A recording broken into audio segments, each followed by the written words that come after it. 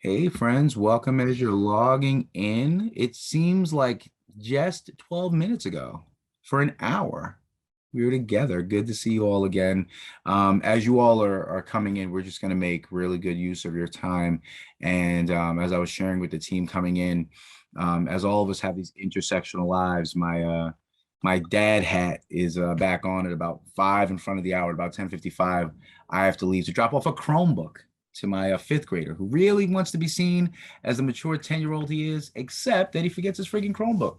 So we have, roughly 42 minutes or so. And so I really want to, and I know folks will be in the spirit of rolling admissions will kind of to drop in, but this time really is for like me, the bombastic, to shut up and really listen to folks and just be with you all in a fairly informal way. And so this is really in the spirit of kind of following up to the keynote and any specific folks' questions, comments, maybe even community challenges.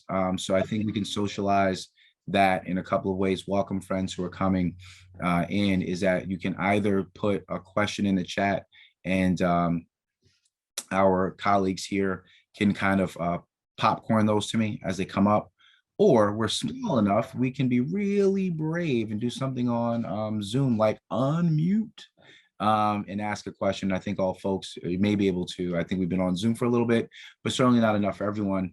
If you also just want to kind of hit the raise your hand feature, then it'll let us kind of see folks who are queuing again.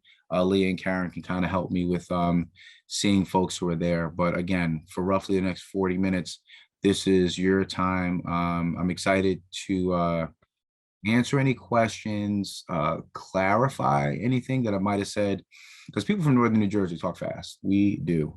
That might have been unclear. So this is really our time together, and I'm excited to spend it. So please feel free. If there are questions you want to put in the chat, my friends will popcorn those to me. If you want to raise your hand, then we can kind of tee up a little bit of a tarmac. But if you don't care about any of that, you can just unmute and say whatever you want. We have the next 40 minutes together. So excited to see you all. Lawrence, I have the questions that weren't quite answered last time that I'm happy to put into them, into the chat. So there's two of them that we had from the you can feed them to me now. Okay, great. So the first one is, do you also believe conversations about gender can be decisive? I find myself bothered by a main publication that highlights female movers and shakers in the business world. In my mind, I think, so what? Of course, women can own and manage and be successful. What about transgender and non-binary people? I understand that it's well-intensive, but it feels divisive. Yeah, no, that's a really good question. So yeah, do I believe that intersectional conversations, and in other words, not just race and ethnicity, but sexual orientation and gender expression, gender identity, do I believe that they have place? Absolutely. So Kimberly Crenshaw founded a theory on intersectionality in 1989 with a law case from Emma DeGraff and Reed and General Motors in St. Louis in somewhere in the 1960s. But her thesis ultimately comes out, Kimberly Crenshaw's ultimately, is that racial equity and justice that doesn't oppose feminism is incomplete, and gender equity work that doesn't oppose racism is incomplete. Ultimately, I know that for me, I'm not beating the drum on race and then missing it on gender identity. And I think to our colleague who raised the question, in the same way, I can make a case for a moment and hang with me on highlighting women in business, because we know that historically the numbers against business ownership, women in leadership, are highly sexist and against women. So I, as a man who's trying to hold some space of responsibility, I better shut the hell up and get out of the way and let women lead, because I think they're amazing and should. And to the colleague, our colleague's point, it does leave trans folks and other folks in the LGBTQIA community out of the conversation. So I don't think that highlight, like much of our work, right, was created with bad intention, but maybe with some short-sightedness. And I do see a place to not have it either or, but a more full representation of the conversation. Specific example, really hard to talk about Stonewall or the conversation on the LGBTQ community out of the Stonewall riots without talking about two trans women of color. Marsha P. Johnson was a black trans woman who actually started and led the movement. And so, yeah, I think there's a place to do it. And I can see where many communities would have difficulty because we're so our newspapers, our instances of community brutality, they're so directly racial that it's hard to see other dimensions, or so clearly sexist that it misses out. But I am a big proponent of intersectional highlighting, again, of our full community. Absolutely. What was the other one, Karen? The other one was, would you be willing to come and speak and do a workshop for a community? Of course, I got to get out of the house. I live in my basement and all my sneakers won't fit. Of course. Yeah, no, I've been in the state of again, told you I drove up to Bangor. What? And first of all, put it closer. Why is it so far? What in the heck? No, but yeah, absolutely. Yeah, I don't know that we're moving out of New England anytime soon. Turns out this house is a long-term deal. So yes, for sure. So thank you, Karen, for getting it started in that way. And again, friends, this is emblematic of our time. So again, if there's something you would just really like to pop and ask, you can just skip the order and unmute and share. Or if you wanted to raise your hand, we could get a cue. But this time is really for you. You all have heard me babble enough.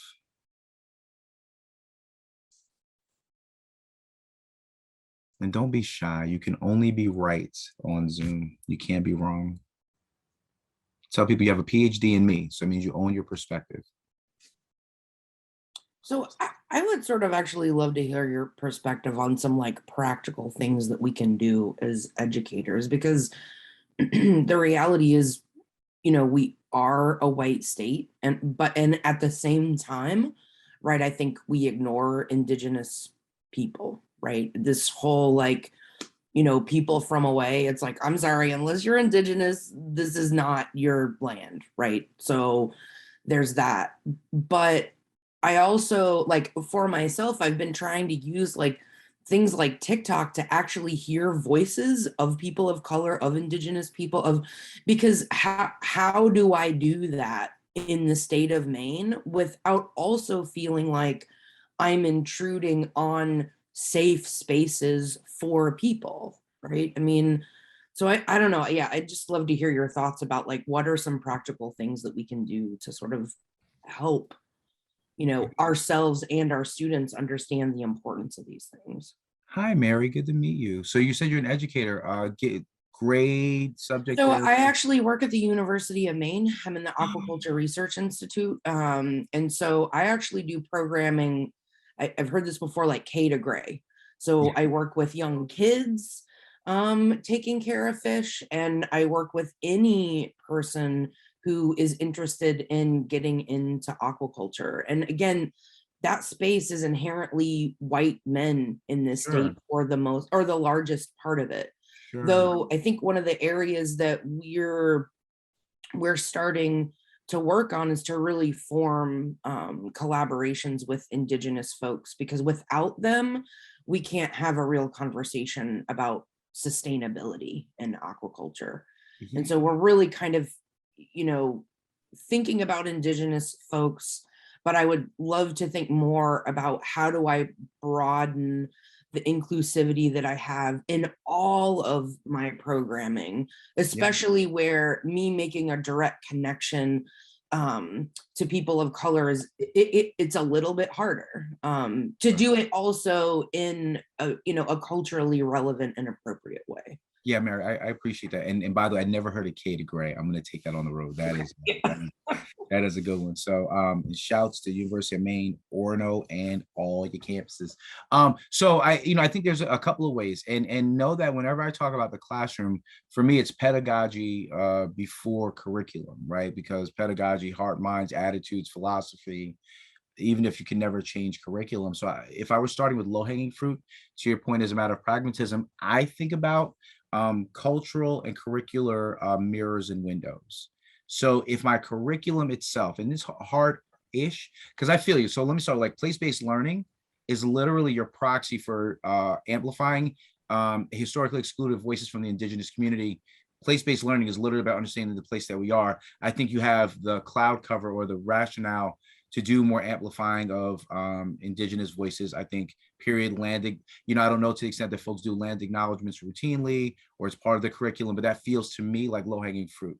I would say on curriculum mirrors and windows, especially in these courses, to what extent do my students get to see more diverse voices, guest lecturers, speakers, resources? I know you talked about TikTok, but even if there weren't people that came in, and I feel you on the, how do I ask a person of color, potentially as a white person, to come in because we really white? By the way, there's a way to do that. But I feel you, there are a number of resources. How can we bring those in for sure?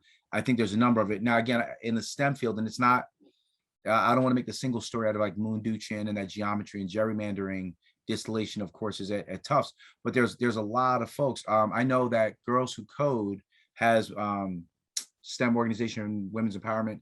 There's an organization that comes out now, it's called Black Girls Who Code, but I know around STEM, there are organizations where there are resources. I'll give you another one that's a website that I think around facts, figures, and people in the spirit of like maybe growing from TikTok. It's called blackfacts.com. Blackfacts.com. It's actually 3 Black men who are probably in their 60s now. 2 are MIT graduates. And so they also do a fair amount of speaking as well. But it's this huge website and search engine with a number of like facts, heroes, figures in Black history across a number of dimensions. And so I think there's a number of ways to bring those folks in. Yeah, and please take all that, Mary, as an invite. If you email me directly, I'm happy to go down that rabbit hole. But I think place-based learning is a way. And how can we gather more resources? Because again, my orientation, my pedagogy is, regardless of what I teach, how I teach can change, can evolve. And how can I include historically excluded voices and amplify those and normalize my students seeing contributions from that cornucopia of difference? I think will be there, because talk about K to Gray, we're most limited in our public schools just around prescribed curriculum.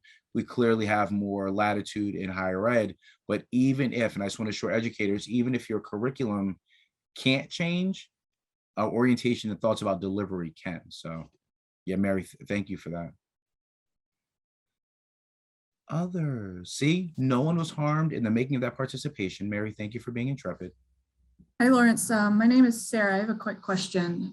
So I am the manager of education at Maine Maritime Museum in Bath, Maine. And we are deep in a project with Bowdoin College in their Africana Studies department. So a little bit of context, and I'll get to my question, I promise. So we are working with an Intro to Africana Studies class to curate an exhibit at the museum that features some documents that are directly tying to Bath shipbuilders to transporting enslaved people. So some heavy content. And we approached, how do we get this information out there? How do we tell this story? By trying to be inclusive, by incorporating students in the Africana Studies department with Bowdoin, who is 10 miles down the road from us. So we're halfway through the semester, and we've engaged the students and introduced these documents and these stories. And right now, I wouldn't say struggling, because it's a good struggle, but how could you maybe speak to an instance in your own experience as an educator, teaching students how to revel in the gray area? Because I think they want to automatically create this narrative of everything is bad, but Tess Chakalico, who is the professor we're working with, we're pushing them to try to understand the historical nuances and the complexities of that, and parsing out today's bias versus understanding how a system that caused today's bias came to be. So it's complex. And long story short, how can I talk to these students and get them to write a wall text label that ask people to think about this without just kind of generating this kind of one-sided narrative, if that makes sense. Does that make sense? Oh, and Sarah, thank you so much. It makes sense to me, and actually, it dovetails. And Douglas, if that's really formal, and it's Doug, I apologize, but Douglas, I'll take that because I think Sarah, your point, dovetails well, and I appreciate your language on the way to the question because I think in part it's the answer. You didn't say slaves, you said enslaved people. Um, what is the story we're telling, right? Is it about the conditions of Black Americans toward white guilt? Is it the conditions and trauma of Black people toward inducing more Black trauma? Is the responsibility in the project on Black people somehow now to represent an entire race of people and a generation of people they weren't even alive to see? Is the point to make white young people feel guilty about something they weren't around for either? All of those are potential side effects. Prophet of the obvious. Could it be about place-based learning and white responsibility? If these indeed are our shores and our ships and our history, then it's our responsibility. So it's not about coming out of it with a feeling. I take the deontology of it as coming out of it with a responsibility. What is our responsibility with what we now know? We've made a commodity out of a people group. I mean, literally have made a commodity out of a people group, and our history is pointing us to that. Well, what are the impacts of that? You have people who have become crops and not people, and a summarial disenfranchisement of access to participation in the American dream. What impact did that have, particularly where we are? I don't have to be guilty. I can be aware. I can be responsible. And this project then can be about healing and reconciliation, because what is relevant if I am white, what's relevant if I was a beneficiary, even generationally, of that commodifying in time, I can know about my responsibility now. So I think if it's a matter of being clear about what the goal in the excavation is, then I think we can deal with a lot of the peripheral conversation. Yes, if I'm African American, am I going to have those feelings in my very human experience and in my body about my generations of enslaved ancestors? For sure. If I'm white, am I going to have those pangs of guilt and maybe even resentment and resistance? Sure. And none of that's the goal. We're trying to learn about the place that we're in to live responsibly. And when we come out of this is really about our responsibility. I think that's a deft way to come out of it, if that makes sense, Sarah, because we're going to deal with all of the collateral impact. But if we're clear about what the goal is, which to me is really responsibility, and as it relates to slavery, we're really talking about white responsibility. By the way, we can go to many other industries, whether it's beauty and fashion, all those sports, the ways in which men have benefited in several ways, right? So let me stop mansplaining. Several ways that men have benefited from sexism, we come out of it with very male responsibility. In this instance, is white responsibility. I think the misstep is that when we've gone into this deep, sordid, emotional narrative, ripping all these scabs, bereft of a goal that was worthy of all of the pain. Don't take me down this rabbit hole if it's just to relive trauma and have white people be frustrated, mad, and now we're worse than when we started. But if this is about learning about the place that we are, that we live in, and about our social responsibility, I think that can be it. And I think Douglas, to your question, for me, it's myopic and it's hard, it's frustrating. Make white people talk about whiteness. Hell, after a while, it's like, okay, I get it. I'm white. I'm very white. I'm white. What is the point, right?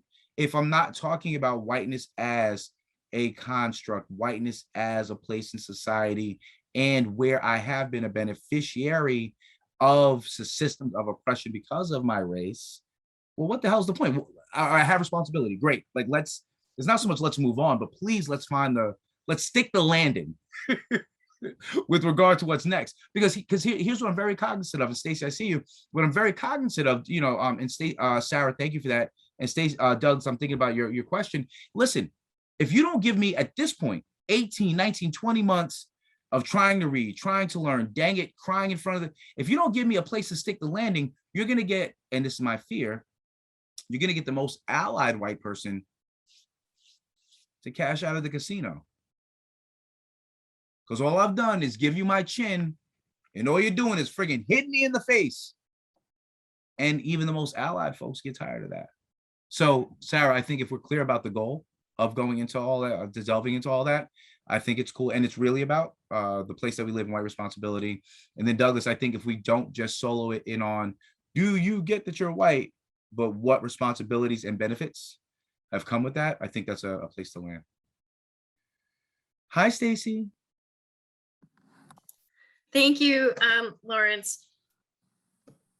I'm not an educator. I represent, although I am on a board for a high school, but my question is going to come in a little more from the marketing and hiring perspective. I work for a trade association for the marine industry.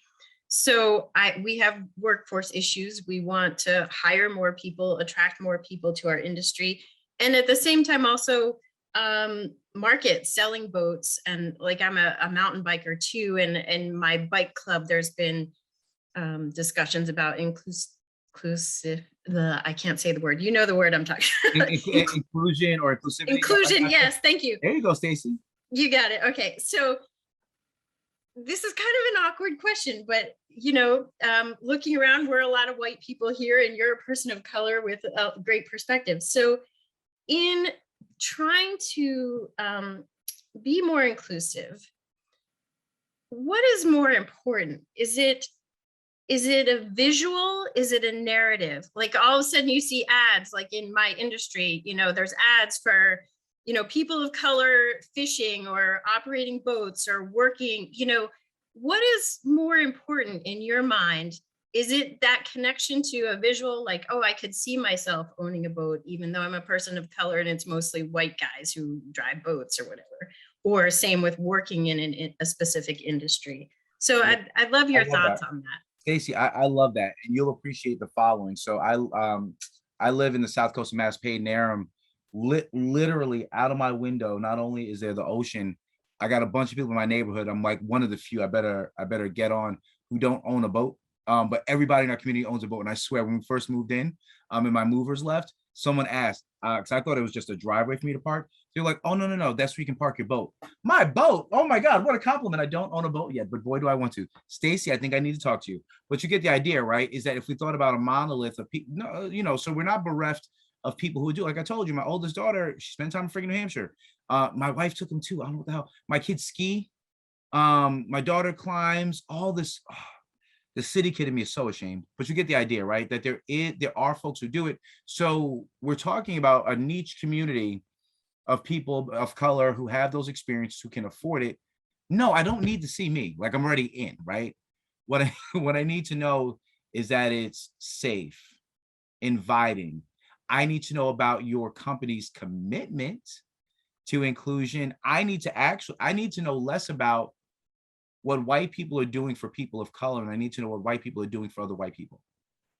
So I need to know that you're naming the outdoor industry as historically, at least, not inclusive as it could be. I would love to know what you all are doing to make what kind of conversations people are having.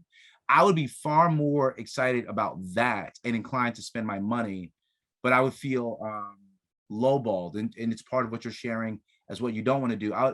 Dude, if I can buy a boat, I'm already in. Like I don't need to see a black guy behind the damn boat. What I need to know, right, is that it's safe for me and I'm bringing my kids. Now I can tell you, as a matter of pragmatism, because again, the reason my children, because I'm naming it on purpose, they were outreached too early.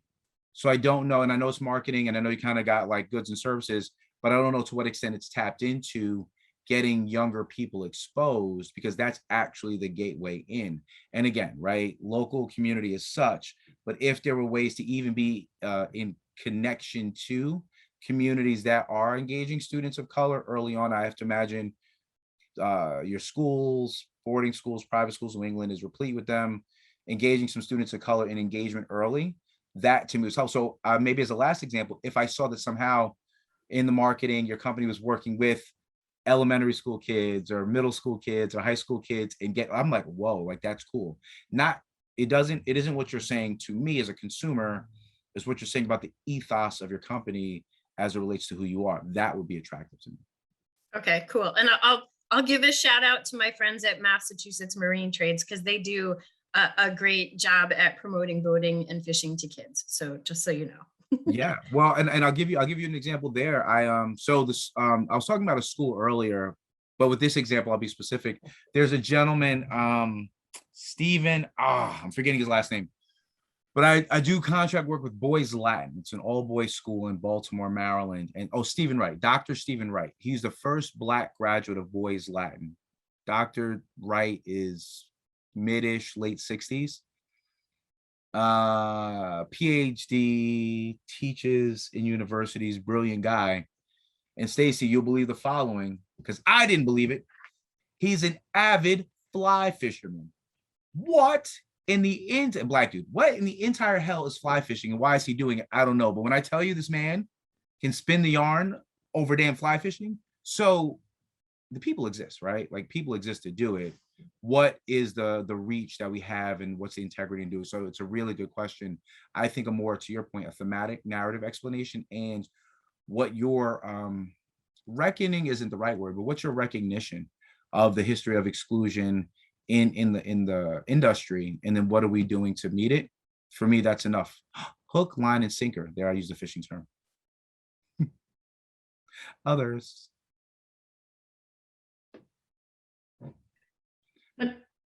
Looks like Bill Tervascus has his hand up. Yeah. Hi, thanks, Karen. Thanks, Lawrence, for all of your words. Very cool to have you here. I'm a K-12 teacher. I teach music specifically. And so it's really cool to see your son with all his instruments. It's my boy. Thank you. Yeah, he the guitar and the piano, I wish they were less expensive, but well, the plight of all parents who have musical kids, right? Yeah, exactly. Here is not cheap. Yeah. My question is specific to a course that I taught last year, and it was an AP course, and there's one AP music course, and it's the AP music theory course, and I just happened to be teaching it for my first time last year, and it was the same year that there was a huge hype around music theory and racism, white supremacy. And I did a lot of research on it right before I started teaching, because that sort of happened parallel to getting my curriculum together. And I did talk about it with my students quite a bit. It seemed inescapable to me that we were doing this curriculum that's pretty much formulated around theories that specific European men in the 19th century created. So, you know, trying to venture away from that a little bit was a goal of mine, but I don't want to venture too far away from it, because obviously we have a test to take at the end, and I want them to do well on their test and get college credit for that sort of thing. But, you know, how does one navigate? And I will add that even back when I was in college, and I'm your age, so that was a long time ago. Even back when I was in college, there was stigma around a lot of the theory that I studied for the exact same reason. You know, this isn't a new thing, I don't think, in this circle. And I know it's a very focused, specific idea, but I know that conversation can be brought into any subject, really. But I'm just wondering, like, how can you navigate that balance, I guess, between... Yeah. Well, there's a couple of answers, and I want to drill down to your specific question in AP music. I do want to socialize it with the group to drill it down, because I think there's a systemic issue and a systemic challenge. There is, again, forget racism as a sole mechanism of like people yelling or whatever. There is this diametric opposition of academic excellence and a dirty R word that I don't even like using in public. Rigor. Ugh, I said it. I think about rigor mortis. But there's academic excellence and then culturally inclusive excellence. And many people pit them as either or. And when you try to put them together, and this is a subtext of what Bill is talking about, when you put them together, people will say you're watering down or diluting our educational product. What we have to reckon with is that in our current American, if you're talking about the AP program in particular, our current American curriculum and pathway to college around academic excellence and that dirty R word is literally a Eurocentric, male, culturally exclusionary, violently. So by violently, I mean like people like really hold on to APs, exclusionary curricular orientation. So that's the big picture. And it sucks. So remember, I spent 10 years as a college counselor. So, you know, I was at schools that we really put the AP on trial. Either we went to the IB program, the International Baccalaureate, which again, ain't perfect, but is better and certainly more globally minded, or revolutionary, kids still go to college whether they take the APs or not, if you've done your job about articulating your value proposition. So I would say to help Bill out, this is our work together. That piece about the value proposition of our K-12 education, that's something we have to be able to think about, because if we can do that well enough, then we may be able to step away. Schools can decide what they want, but we could step away from the dependency on the AP program as it's currently written, because a pure dependency on it is literally causing great educators like Bill to deal with issues that he's dealing with. So I just wanted to, so Bill, yeah, I'm with you, right? Name the ubiquitous question. I know you know the answer, but you know, name the American genre of music that Black people didn't start. I'll wait, right? So to pretend as if rock and roll, blues, pop, right? Like to pretend as though those genres didn't start with Black Americans would be tone deaf and untrue. Yet that's not what you learn in the AP program. And so I've had educators, and I would just encourage you, Bill, and I have specifically with music and with English, who have actually gotten the support of their school and more importantly, of their students and parents. And I hate the following word because it isn't what I like, but they've supplemented the AP class to be more culturally inclusive. So they've almost done you have to do the dirty deed of like, listen, here's what you need to know for the test. Here's what you need to know for life. And I guess we all do that at some point. And honestly, Bill, there's been, it's a lot of work on great folks like you. Don't get me wrong, but it's possible and tolerable. And as long, it depends on where you are, right? If your department chair, principal, school leaders are on board and you have that good, you know, a good class of students and families who understand, listen, I want you to be able to get a 4 or 5 on the exam, but boy, I really want you to be more culturally competent for life.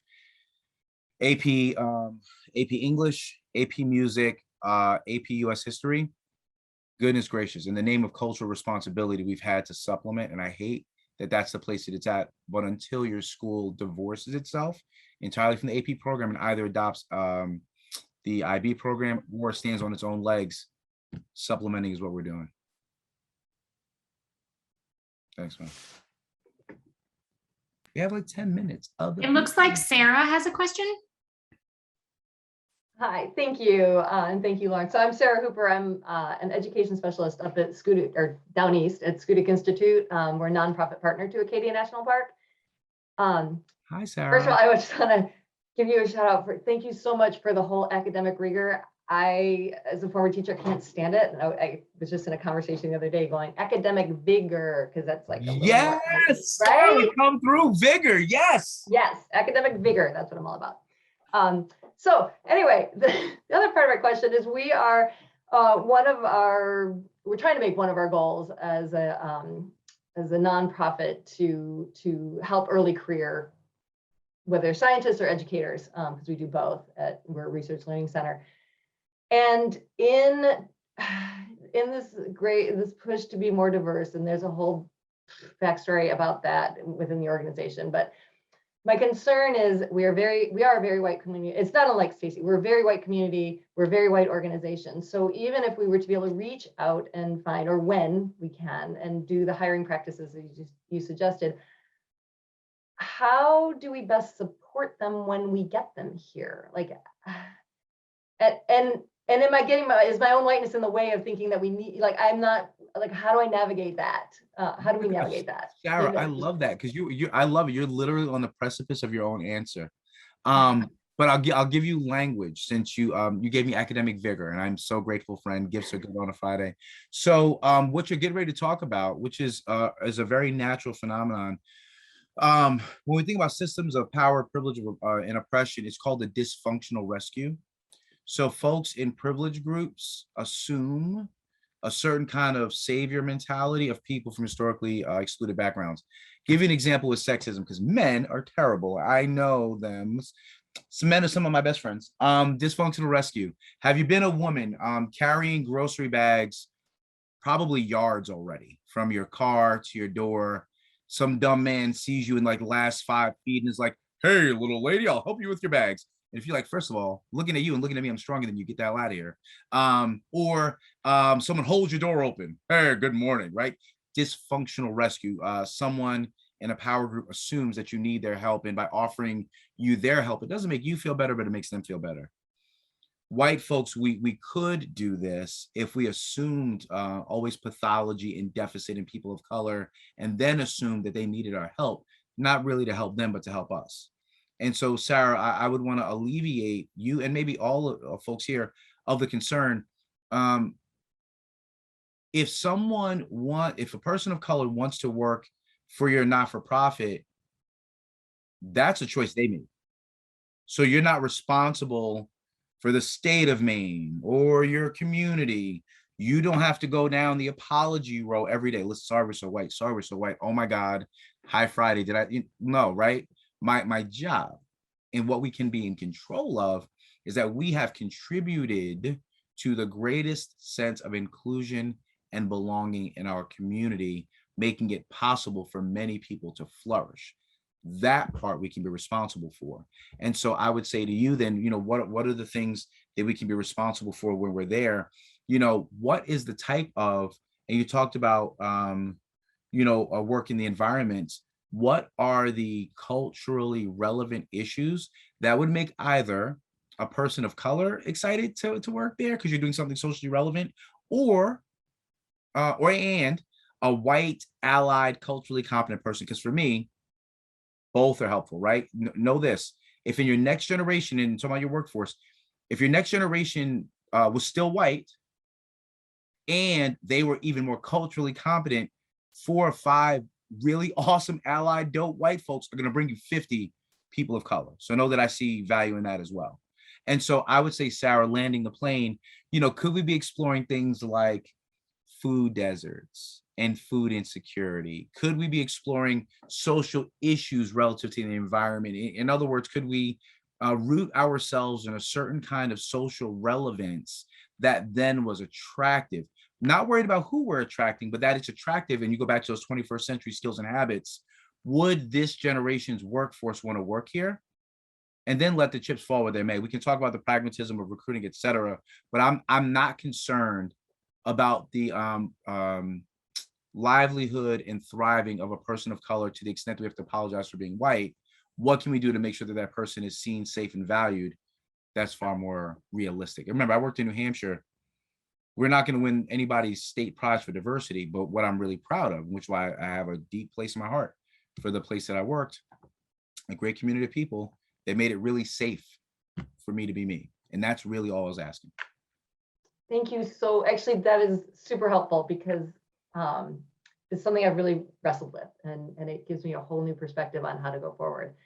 So rather than kind of I kept putting on the brakes going, oh, wait a second. And now I will start looking at ways to open doors. Yeah, because what we'll get to the latter innings. Let's just take even hiring, and we'll kind of perseverate, and we'll assume a flight risk. Well, if they come, are they going to stay?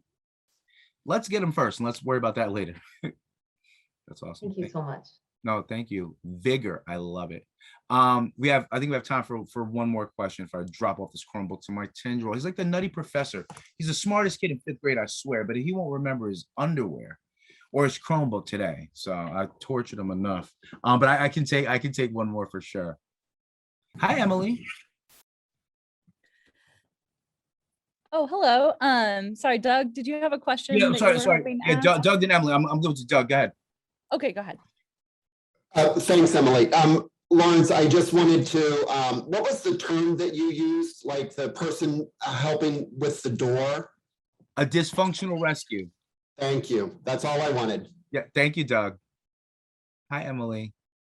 Hi, this question kind of comes from Sarah's question, and what you were talking about with hiring practices, because a lot of us in a small school end up being on interview committees. What are some great questions to ask for candidates to kind of investigate their cultural competency and things like that?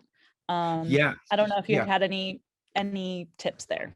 I work in retained search. That's all I do, girl. Hey. So a couple of things. For educators, if you're talking about teachers, tell us about a lesson plan that you're really proud of.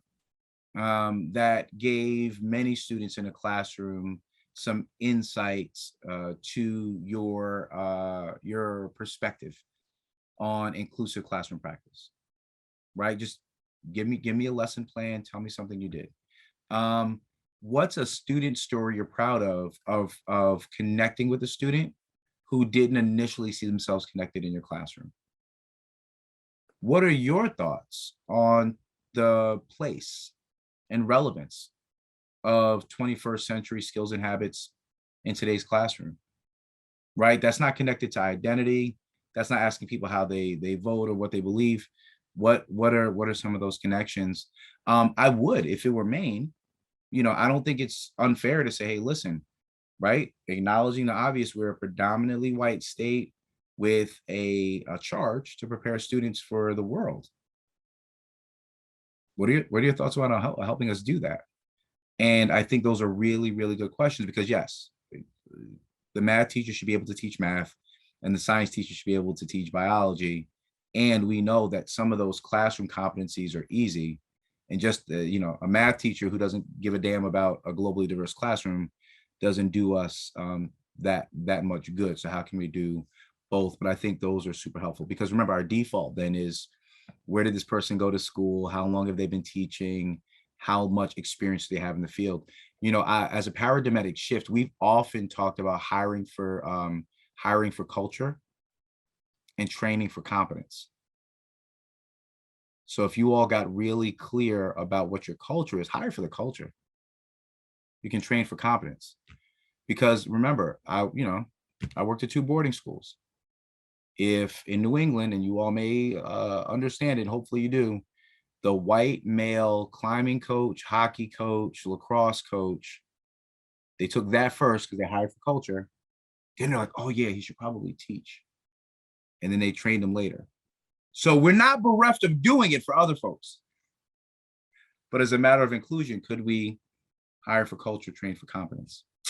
Emily, that's like a perfect last question. You a rock. So I do know, again, early that my contact information, I believe I shared it. I know that the best questions are asked one-on-one, and I would love to extend any of those conversations with you all. But I am just so impressed and invested in the great work that y'all are doing and the fact that y'all are leaning in on a Friday. So any help I can be going forward, I certainly want to be. But happy traveling today. Thank you all so much. Have a great day.